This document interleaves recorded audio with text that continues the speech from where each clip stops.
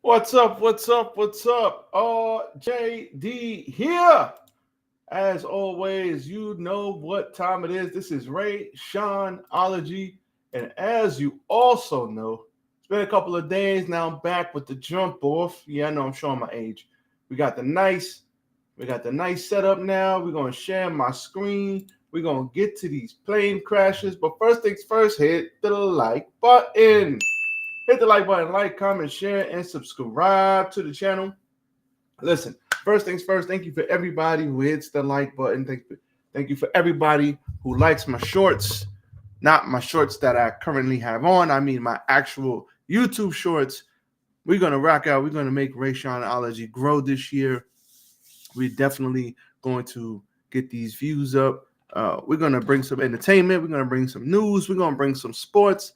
And I just want to shout out everybody who hits the like button. As always, Don DeMarco for you. Now, you know what time it is. We have a video. Then we talk about the video. So let's talk about it. But first things first. Stop the show. Stop the show. What the hell is going on with all these plane crashes this year? This is absolutely... We don't need this over here. Let's kindly... move this out the way. Thank you.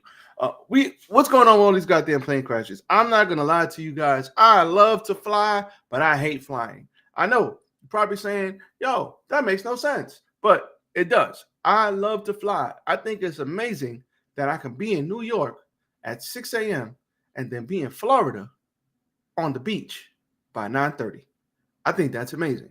But the problem is flying terrifies me, y'all. All right, listen, don't judge me. Don't listen. I know. Listen, I know. Now, that's not to say that I don't fly. I've been quite a few places in my life, thank the Lord. But I think it's crazy how since the beginning of the year, we've been having these plane crashes. We got this plane crash we're going to talk about in Toronto from Minneapolis. We had another plane crash where everybody died on board. We had another plane crash, I think, early in January. This is getting a little ridiculous, and there's too many goddamn planes going down, and we need to figure out why. Now, I don't understand what's going on, and I'm not going to lie, I'm already terrified to fly, but I'm going to keep flying. And I know there's, I live right by an airport. There's planes coming and going every day. I think flying is absolutely fascinating to be up there and fly a plane, and shout out to all the pilots out in the world. I think it's absolutely dope. The actual art of flying in the air, 10,000, 20,000, 30,000 feet. People have small planes, people have jets, and they can just literally, all right, I think I'm going to go to Chicago today, fly over there 2.5 hours, 3 hours, and they're in Chicago, enjoy Chicago for the day. Okay, I'm going to go home and fly back home at night. I think that's awesome. But we need to get a handle on these goddamn planes, man. Find out, because the planes basically can fly themselves. The problems always come, from what I was told, the problems always come on the landing or the takeoff. While the planes are in the air, there's very rarely a problem when they're at 20,000, 30,000 feet. The problem always comes when they're landing or taking off. That's when the problems occur. So I don't know what happened. I've never seen this video. I just heard about this. Shout out to my wife who sent it to me. So let's see what we got going on here. Of the people who were injured, the 21 who were injured, landed yesterday in Canada. The jetliner burst into flames and then it flipped upside down. 80 passengers were on board, and a miracle from the Lord that nobody was killed. First of all, people who were injured. Don DeMarco. Nobody died on this plane crash. I don't know if it was God. I don't know if it was the pilot, a little bit of both. I don't know, but shout out to this pilot. And Praise God. Nobody died on this flight. The plane blew up. Well, then maybe the engines blew up. And it looks like the engines were in the back of the plane and not under the wing. I'm not sure because I can't see in the rubble.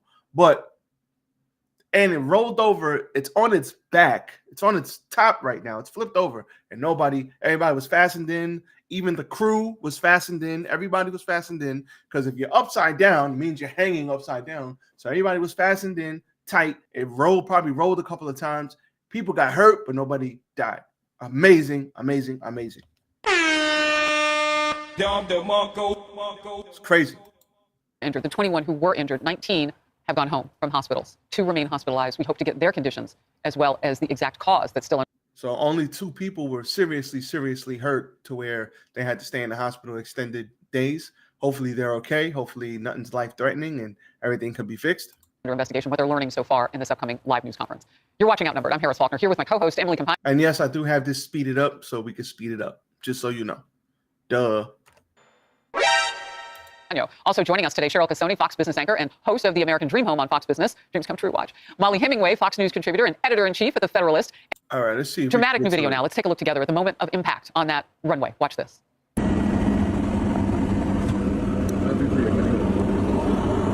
Oh. No.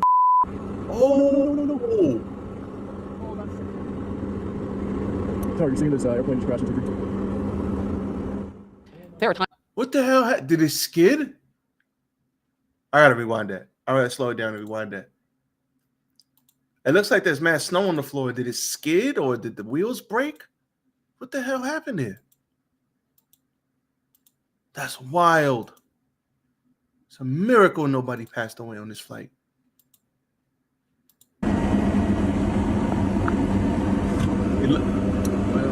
He looks lined up. Everything looks good here.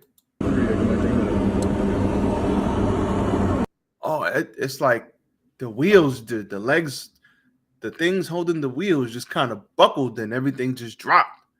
I don't know what happened there. And then the floor is icy. It's snowing outside. That looks like snow. Wow. Oh, it didn't roll. No.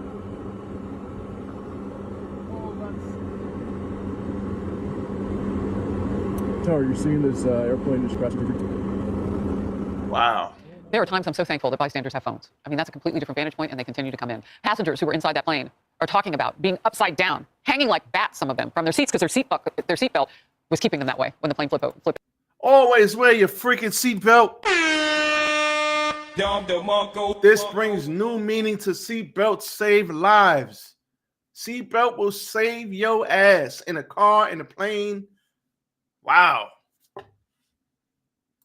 Over. The video captures what it was like during the evacuation. Everything, drop it. Come on.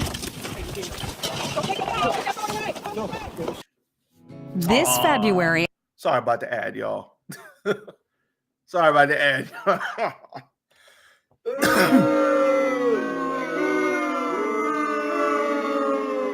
Sorry about the ad. My bad. Easing opportunity. Holy wow. Well, you can see the passengers prancing to get to safety. They were running toward the exits, trying to get out. Flight attendants telling them to leave their belongings behind and please just go.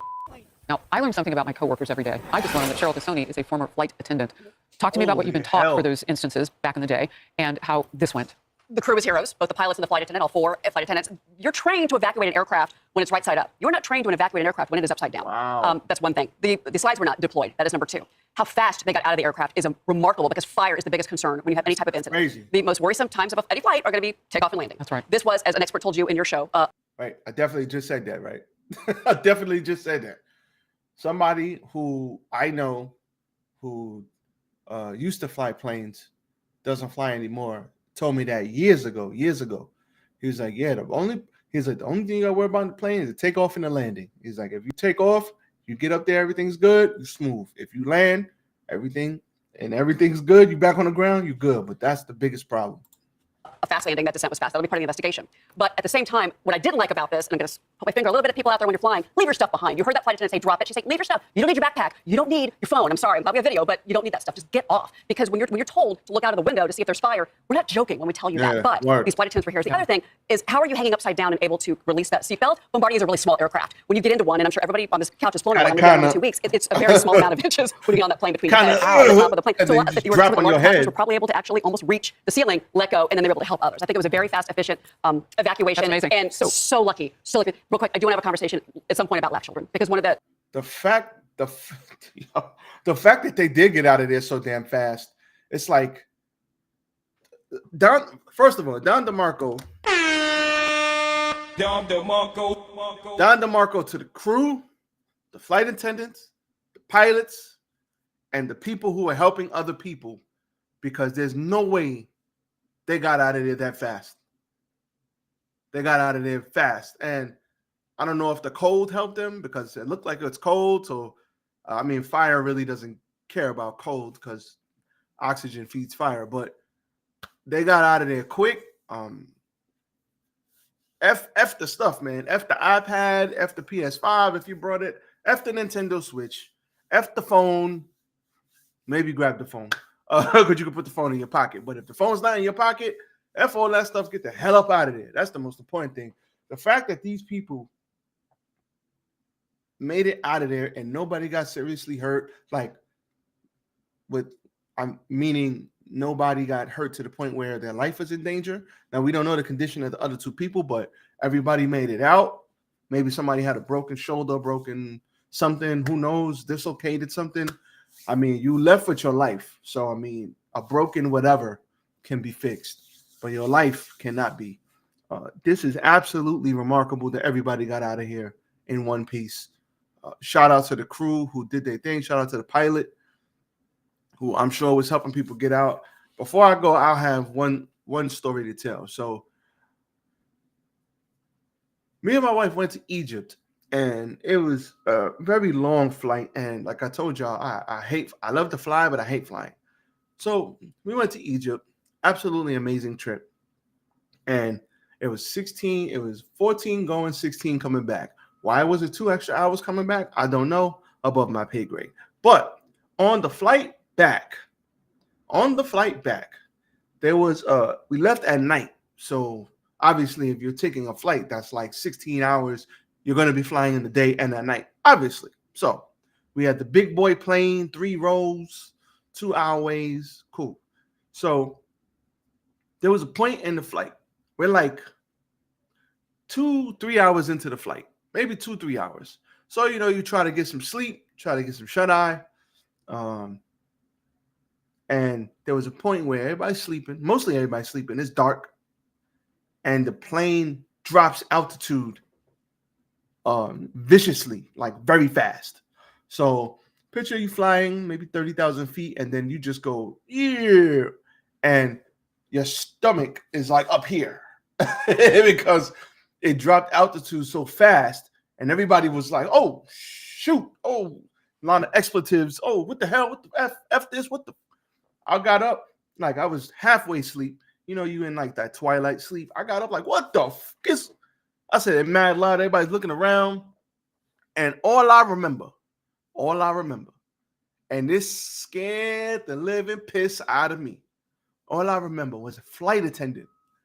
I saw her run from this side of the plane all the way to that side of the plane. And she ran to the flight attendant's seat. And she threw herself against the seat and was like fumbling with the seatbelt. And that scared the. And when I saw that, I was like, hold on, not. I was like, nah. Oh, hell no. I was like, stop the cap. Hit all the buttons. I was like, I hope not. Man, listen. When I tell you, when that happened and I was just on some, listen, man, we got 12 more hours on this flight, 14 more hours. Just get us home. Please get us home. Man, you don't understand how goddamn scary that is. If you have never lived through that, you start thinking about, damn, I need to go back to church. I need to start praying. You start thinking like, in all seriousness, it was wild. And the hell, that's some cat hair. The hell is that? But the pilot ended up coming over the intercom right after that, and he was like, "Hey, sorry, ladies and gentlemen." And his smooth was, "Hey, sorry, ladies and gentlemen, we just hit a bit of a turbulence here. Really no particular big deal. We didn't expect a patch of turbulence, but we are running into a patch of turbulence. No big deal. Please, everybody, fasten your seatbelts." And excuse me. He was like, "And sorry about that. So just fasten your seatbelts until the seatbelt sign comes off. We'll let you know when we're past the rough patch. All right. Have a good night."